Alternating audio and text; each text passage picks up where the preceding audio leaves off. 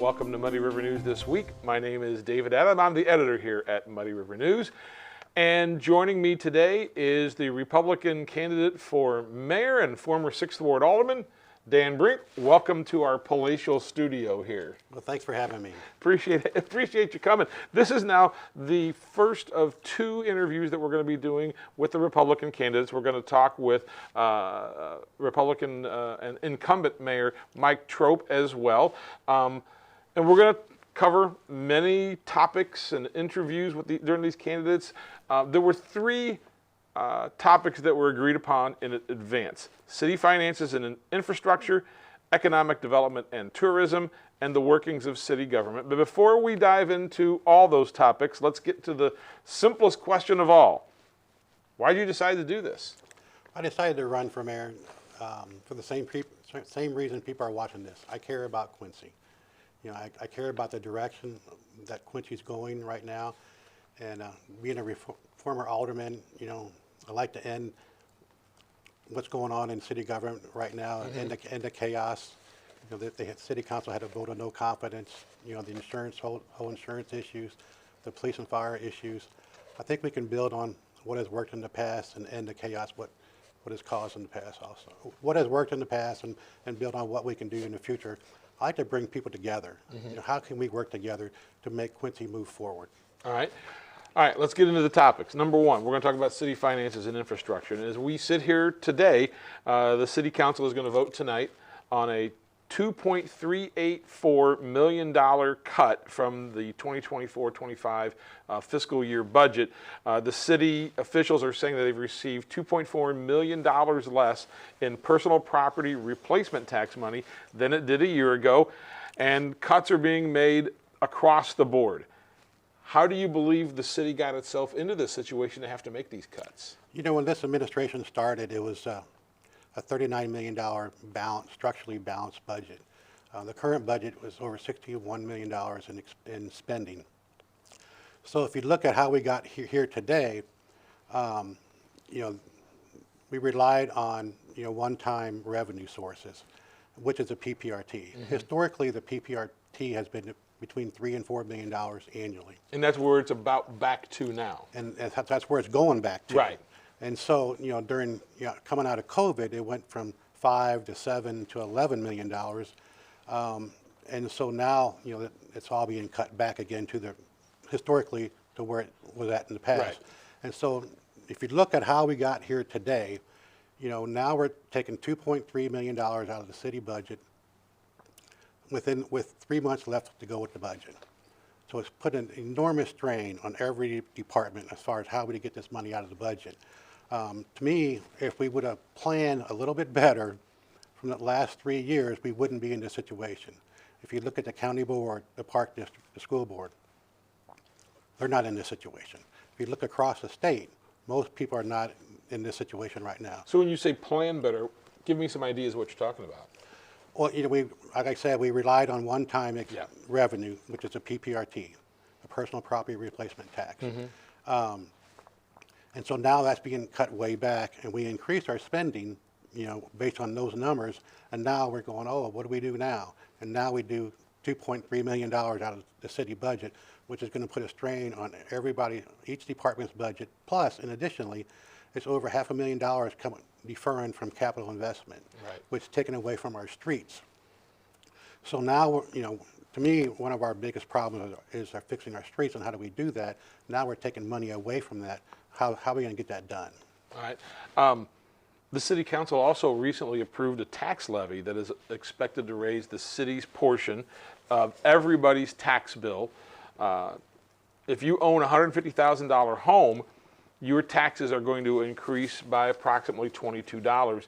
63% of the $8.4 million property tax levy is being used to pay pensions for our policemen and firemen. If you were elected mayor, what, if anything, can you do to address these pension costs? You know, recently the city council, it was an 18% aggregated property tax increase, which is one of the highest ones in the history of the city of Quincy. You know, there's been higher ones, but then this is, you know, for going off of what we're doing now, the 18% is really a lack of planning, a lack of budgeting. And how did we get here? The pension historically cost has come out of the property tax levy.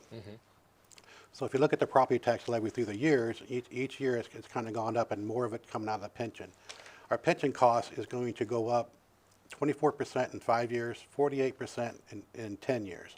So when the current administration started buying down the property tax levy, all that did was compound the issue that we face today. 3 years now, 3 years into it, we are looking at cuts, a spending freeze, a hiring freeze. Where do we go from here? And more than likely, there's other fund sources. We have to take money out of those funds in order to balance the budget. And those funds probably are going to be the capital investments. And so we look at our streets. How are we going to fix our streets if we're taking money away from those funds to balance the budget? It's a problem. If a lot of people blame the pensions, the increasing fire and police pensions, but is there really much anything that you can, as the mayor, can do about it? In 2011, the state passed a bill that says the pension has to be 90% funded by 2040. So after this election, we're going to have 15 years to try to get that mandate. And so, since 2011, the rules changed, basically. And so the city council back in, had been putting, Ameren money, cannabis money, video gambling money, and using the actuarial and actually paying above the actuarial. I think it was 104% is this that year, correct? yeah. Yeah. And so, we have to get there. We as a city have an obligation to pay these pension funds. There's no question about it. There's no way out of it. The police and fire department, they worked their entire career. When we hired them on as a fireman or a policeman, we said this is one of your benefits. And because of state law and so forth, that's our obligation, and we will meet that obligation. In 2040, if we're not at 90%, what's going to happen? The state's going to start withholding money from the sales tax, PPRT, and the local government distributed fund. Those three funds plus the purchase tax is what the city budget is operated on. So it's our obligation to the police and firemen to make sure we meet that obligation to support them. So, they're working every day knowing that part of their salary, I think it's the firemen is 9.4%, and the police is 9.7% of their salary. Their regular income their contribution is to the pension funds. So they're doing their part. Right. So now the city needs to do our part. You have said from the first day you decided you were going to run for mayor that the biggest issue facing the city is its deteriorating streets.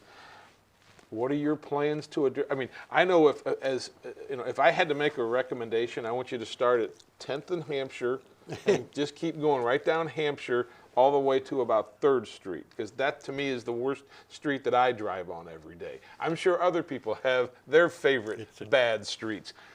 How do you fix the streets, and how do you pay for it? First of all, you have to identify the problem. The last time the city's streets had been inspected was in 2022. So I think the first thing you need to go back and re-inspect all the city streets to see the condition of their street. I'd like to put on the city website a color-coded map, green, yellow, and red as far as the condition of the street. I mean, green being this one's great. This one's okay. Yellow, caution. Red, stop. Okay. That this one's not really good. So that way each resident can go on the website and look at their street to see how it's compared to other city streets. Does this type of map exist? I thought I heard during one of your debates that the mayor had said, well, that map exists, but does it exist for me? Can I see it? I don't see it on the website, and I went back and asked the question, and the answer was no. Okay. So from there, you take the conditions of the streets, and then you work with the engineering department, and I call it the layer approach. The sewer lines need to be replaced. The water lines need to be replaced. And so when you start taking a map of the bad sewers, the bad water lines, you start put them on top of each other. Which lead pipes need to be replaced, put that on top of each other. And quickly, you can decide on which streets are the most costly. And so from there, can we just, overlay it with asphalt? Can we get more streets done just by overlaying and then fixing the higher priority, the the more costly streets, you know, as we plan forward. So we need to look at, you know, the main thoroughfares of the city and how people are traveling to fix those streets first. You know, one of the things you saw the last snow, you know, fixing potholes in and of itself is not going to solve the problem. Right. So, you know, after that last snow, we saw many more potholes pop up. You know, as with the freeze and thaw part of the climate in Quincy, you know, it creates more potholes. Yeah. So just by fixing potholes is not going to solve the problem. We have to fix you know, the top of the street in asphalt. And plus, you've also got the lead water lines issue as well. That is, if you're going to tear up a street, well, while we're there, we might as well go ahead and fix the lead lines as well down there. So that's, and what's the mandate on those? Those have to all be replaced by when? I'm not really for sure exactly what year it is, but it's pretty quickly. Exactly. Yeah. And there's been no funding source also determined by the state to say, or the country to say, we'll help you with this. That has not been announced to my knowledge. No. One of the things with the, you know, lead pipe, we've known it for years. Yeah. And so, you know, do we have an accurate list of where they all at? You know, that's a real question that we have right now. So I think we need to identify with that layered approach as far as, you know, where they at and how they fit into the overall comprehensive plan of how to fix all the streets. All right, let's move on to economic development and tourism. Tourism is one of the big drivers in your campaign, but Aldermen voted in May to create the city's third tax increment financing, I got that right, district. Also for people shorthand, it's known as a TIF district. Do you believe TIF districts work, and should they be allowed to, I believe it's 23 years that they are allowed to be The in first existence. two come up and expire in 2033. What so do 8 you years think from of TIF districts and how they should be administered going forward? The philosophy behind a TIF district is that it's a depressed area, and taxes are not going up in that area. So the other taxing bodies in Quincy decided that, you know, we could pool our money together and try to improve this area. And that's what's been happening in the first two districts. If you look at the downtown, you know, we are using those funds available. My take on the TIF district, yes, they do work. They're a good economic tool. And if we can use them, we should use them, because obviously you know, it's a state mandate, state law as far as, you know, what qualifies for a TIF district. So, you know, that area that identified is not growing. So how do we grow it? So with the first two, you know, they expire in 2033, and so I think at some point you have to cash in your chips. So, you know, those need to expire, and then the last one, it's a 23-year process. Was just started. Just started. So yeah. We can go from there. But I would like to use the TIF money right now, because if you look at the TIF districts, the first two and even the third one are all pretty much in the 7th Ward. And if you look at the water line, the lead pipe replacement problem, it's basically if your house was built prior to 1950, you have a potential to have a lead line going into your house. So most of those businesses and residents in those areas are built prior to 1950. Right. So I would like to use the TIF money to focus on that lead pipe replacement. You know, we talk about using different funds, and sometimes we put too much pressure on the water and sewer funds. You know, this administration raised water rates twice in the last 3 years. So, you know, there's a lot of pressure on those funds, and then, you know, that's a pretty regressive taxation that hits people hard every month when their water rates and sewer rates go up. So I would like to keep those rates, you know, down as much as we can, because I think that hits each resident really hard. There are two big taxes that are going to be coming up. One is the state's 1% tax on groceries that would basically go off the books in January of 26, and then the city itself has a 1% food and beverage tax, which is set to expire here on April 30th. What do you think of those two? Should they be renewed, one or the other, or both? The food and beverage tax, I would like to use that. It generates right now about $1.8 million a year. And I would like to use that to leverage investment into tourism. You know, what does Quincy do best? Arts, architecture, and athletics. You know, I have more of an athletic background, So I would like to focus on sports tourism. If we looked at what happened, the city invested $100,000 for the Park District to turf a couple of baseball fields. That filled those baseball fields up, April, May, and June, and even July. So when you talk about sales tax, it generates pretty quickly. So what you do today will come back to back to Quincy in 3 months. Right. And so you're going to be able to see a direct impact on your investment into the community. So, Quincy needs more revenue. There's no doubt about it. We need more revenue. And to me, an easy way to do it is like, what do we do best? Like I said, arts, architecture, and athletics. And I think we can invest in those areas to try to bring more people to our community. How do we get people from outside of our community to pay for our services? That's the goal. Might as well, have everybody else chip in instead of putting it on our shoulders, right? If we don't get more people, how to keep your taxes low, either you're going to increase your population or bring more people to your town. Right. And to me, the low-hanging fruit is bringing more people to your town. What about the state grocery tax? The state grocery tax is a whole other animal. It's a difficult decision. It'd be hard for the city council to continue that tax. I think, however, from a financial standpoint, if you talked about it a year ago, it goes away. You talk about today, with the city finances and the crisis that this administration put us in, you have to look at every revenue source that you have. Do you put more pressure on the property taxes, or do you eliminate the grocery tax?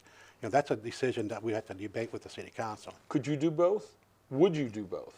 As far as the grocery tax because the grocery tax, correct me if I'm wrong, the state's eliminating it, so now it's up to the city to determine whether they want to have their own.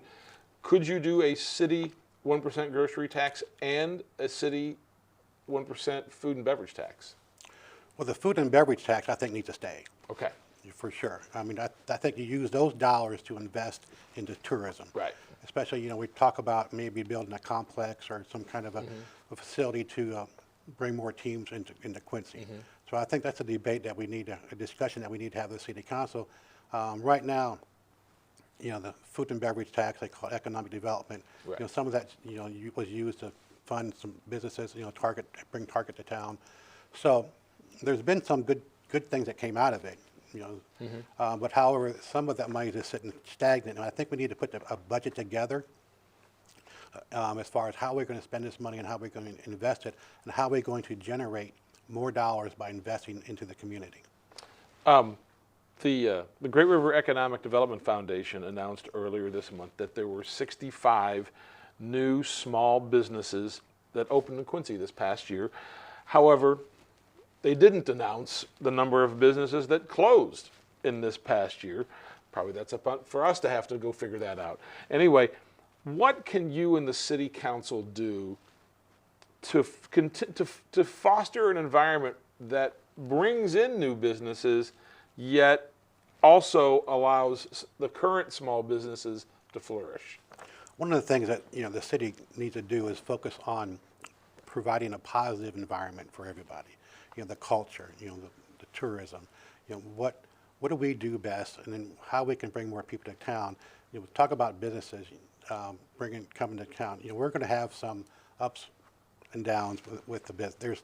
That's just natural. Right. However, we're coming out of 2 years of stagnation with COVID, and so there's some natural growth that's going to happen because the city sat stagnant for 2 years. Right.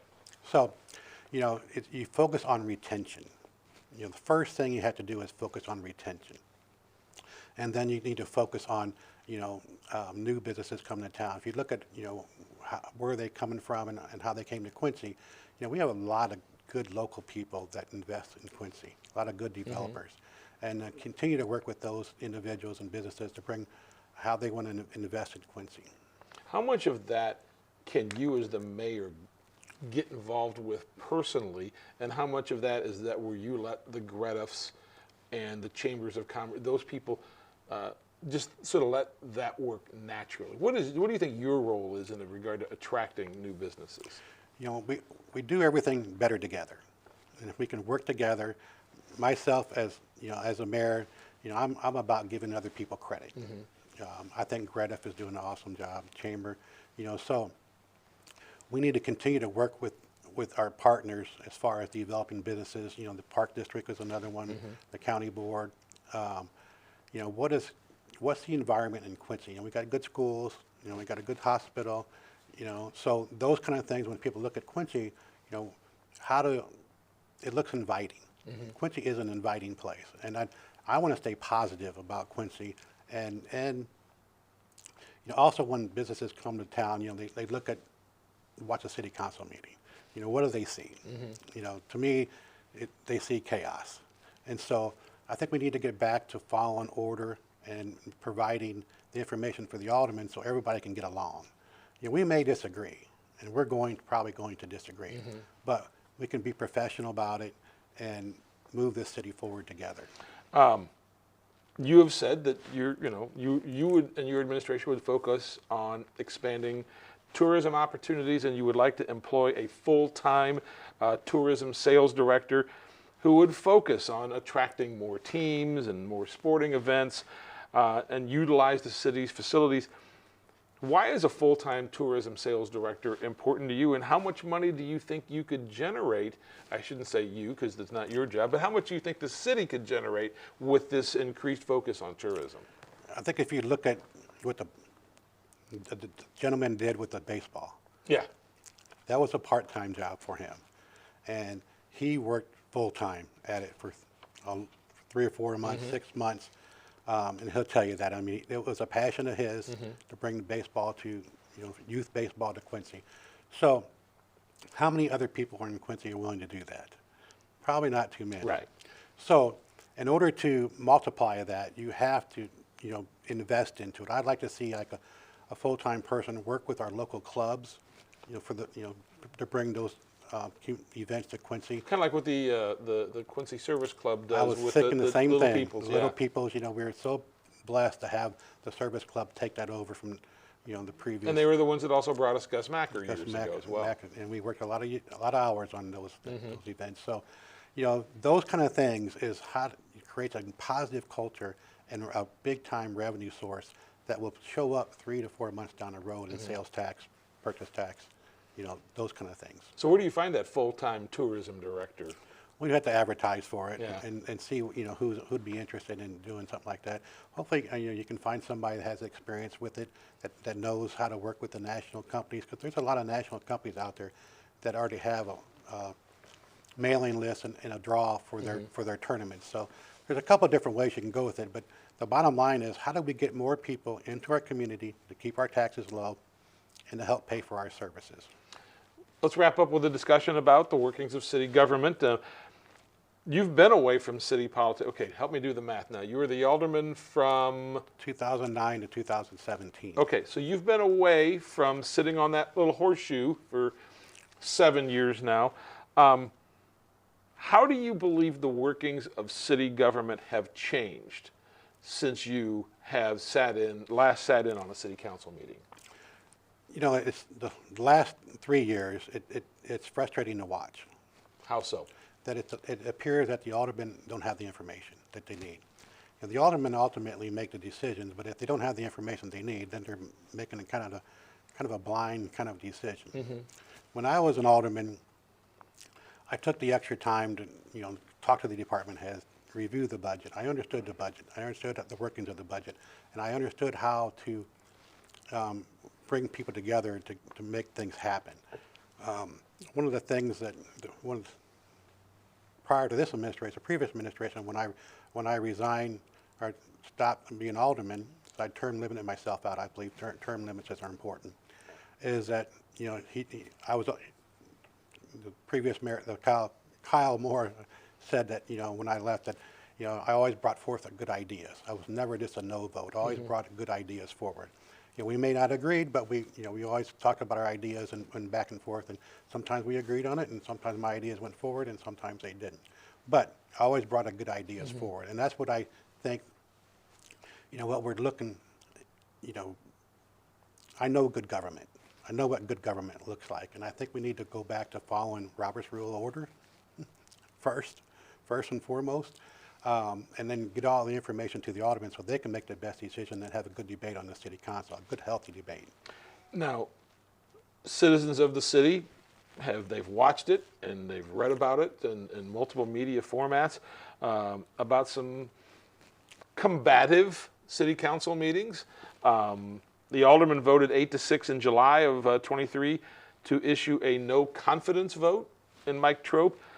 What are your thoughts about the climate with the city council and the mayor, and has it improved at all since they've made that vote in July? You know, the first in history, first time in history of the city of Quincy that the city council took a no confidence vote against the city mayor. So where do you go from there? You know, that's what you do. That's as far as you can go. As far as, you know, you told the community that you as an alderman voted 8-6, that you don't have any confidence in the mayor. Why is that? You know, you look back, you know, the driving factors of all that no confidence vote, you know, the insurance debacle. You know, we had many of the city employees that didn't understand if they had insurance or not. That's not a good look for Sure. And so you look at the police and fire commission, you know, we hiring the police chief, hiring the fire chief, you know, the current fire chief, you know, one of the things that frustrates me more than anything is that the current mayor told the current fire chief, that he didn't think he was the most qualified person for the job. You don't have to personally attack somebody. That's just out of bounds. That's, for me, for being an alderman for 8 years and watching what's going on in city government now, it's frustrating. And I know we can do better if we work together. And I think, you know, based on my personality and my experience, I'm willing to listen to people. You know, we may disagree, but you know, the best idea will come forward. And you're kind of cheating ahead on my next question, because my next question was, how would you address it? You said, I don't like it. You know, it hit its low in July of 23. You walk in the door. What are some of the things that you can do to help improve that environment that you say had hit a really low period, and the lack of the vote of no confidence had never been done in the history of the city? What would you do? Treat people with respect, first and foremost. You have to treat everybody with respect. And you're willing to listen, I think, and bring people together. I've always been a part of a team. You know, the mayor is not the end-all, be-all. We have to work with the aldermen. I always said, when I first ran for an alderman back in 2009, one of the first things I learned is you can't get anything done if you don't have some friends. And friends are 7 or 8 other aldermen. So, you know, you have to bring people together to work together in order to get things accomplished. And I think my personality and my willingness to treat people with respect and listen is paramount to how my administration is going to go forward. Last question. Why should I vote for you? You know, I have the experience as working with the city budget. I have the experience as being an alderman.